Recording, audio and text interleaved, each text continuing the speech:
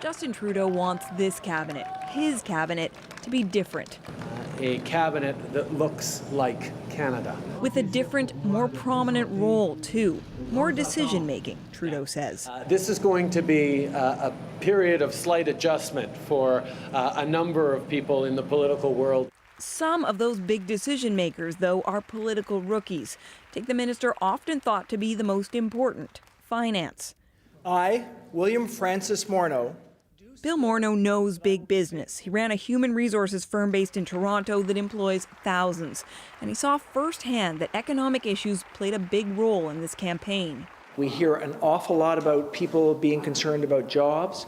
Now it falls to him to keep all those liberal economic commitments in place while Canada copes with the shock of challenges like the price of oil and waning demand from China. Then there's the defense minister, Harjit Singh Sajjan. This is just step one. The first Sikh commanding officer in Canada's military. His family came from India when he was 6. He went on to become a Vancouver cop before serving in Bosnia and Afghanistan. He certainly knows adversity. Having to carry your wounded soldiers off the battlefield, not just wounded, but ones that have been killed, and place them on a helicopter, nothing prepares you for that. Canada's most prominent military mission now, the fight against ISIS. Sajjan will have to deal with the withdrawal of Canadian jets from the American-led fight and perhaps changes to how Canada contributes in other ways, like military advisors. Jody Wilson-Raybould is the new Justice Minister. She's a former Crown Prosecutor and Regional Chief of the BC Assembly of First Nations. I, Jody Wilson-Raybould. She'll now have to help craft a new law dealing with doctor-assisted suicide, as well as taking on legalizing marijuana. Then there's Catherine McKenna, a lawyer who has advised the United Nations and led a non-profit organization.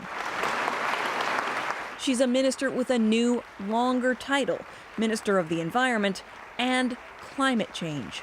Canadians expect their government to be responsible around climate change.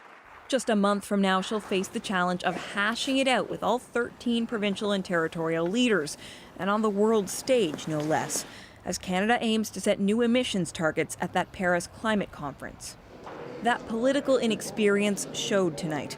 While all the cabinet ministers came out and spoke with journalists, no one had much of anything to offer yet about how they would get the job done. Well, I'm very enthusiastic to actually talk to the Deputy Minister and the Chief of Defence Staff and learning about our file. I'm looking forward to departmental briefings. I haven't had a chance to be briefed yet. I think there are going to be lots of exciting challenges ahead. I really want to concentrate on the fact that this is a great day.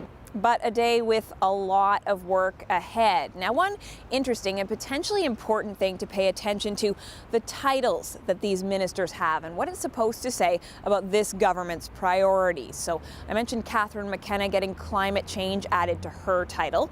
The Minister for Immigration and Citizenship is also the Minister for Refugees. There are ministers for families and children and persons with disabilities.